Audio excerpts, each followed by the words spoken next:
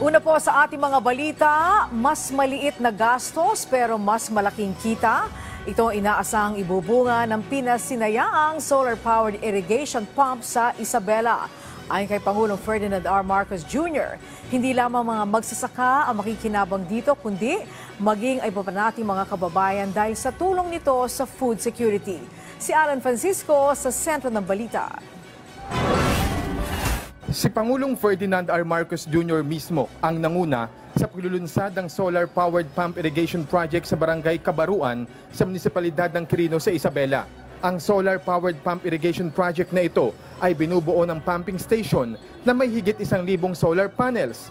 Kaya nitong gumawa ng total wattage output na aabot sa higit 700,000 watts. Ibig sabihin, may kakayahan ng proyekto na ito na magbigay ng irigasyon sa higit 300 hektarya sa lupang sakahan dito sa Isabela. Ito po ay isang bahagi lamang sa ating ibinubuo na pagpaganda ng proyektong ginagawa para pagandahin ang sektor ng agrikultura. Naramdaman po natin noong panahon ng pandemya na nabigla tayo na napakahirap ng pagpadala, pag-import, pag-transport dahil sarado lahat, nag-lockdown tayo lahat at napakahirap na magparating ng food supply sa ating mga kababayan.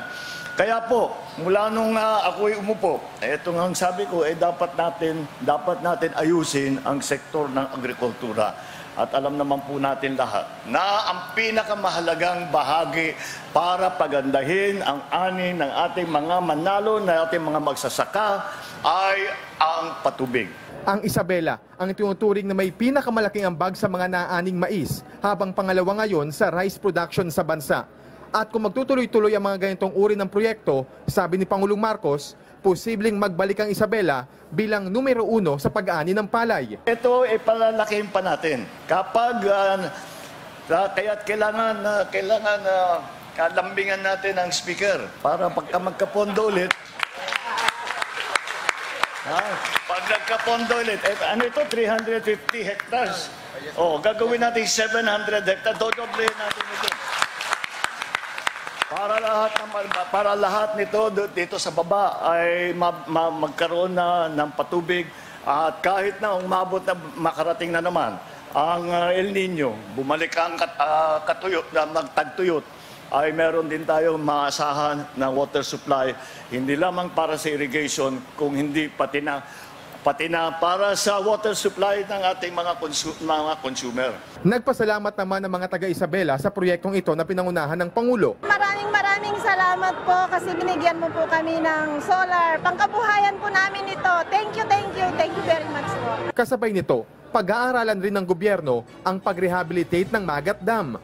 Ang Magat Dam ay naitayo sa panahon ng panunungkulan ng kanyang ama na si dating Pangulong Ferdinand E. Marcos Sr. Kasama ni Pangulong Marcos rito sa Isabela, sina Presidential Son at Ilocos Norte Representative Sandro Marcos, House Speaker Martin Romualdez at iba pa. Malinaw ang adikain ng administrasyon ni Pangulong Marcos ang mapaigting ang produksyon ng sektor na agrikultura, at isa lamang ang proyektong ito sa makatutulong upang magkaroon ng sapat na pagkain ang mga Pilipino. Mula rito sa Quirino, Isabela, Alan Francisco para sa Pamansang TV sa Bagong Pilipinas. Samantala, hindi pa dyan natatapos ang tulong ni Pangulong Ferdinand R. Marcos Jr. sa Cagayan Valley Region dahil kanina ay namahagi din ang Pangulo ng ayuda sa mga magsasaka at mga mangingisda na naapektuhan ng El Nino. Nagbigay din ang Pangulo sa kanila ng iba't ibang mga kagamitan para sa kanilang kabuhayan.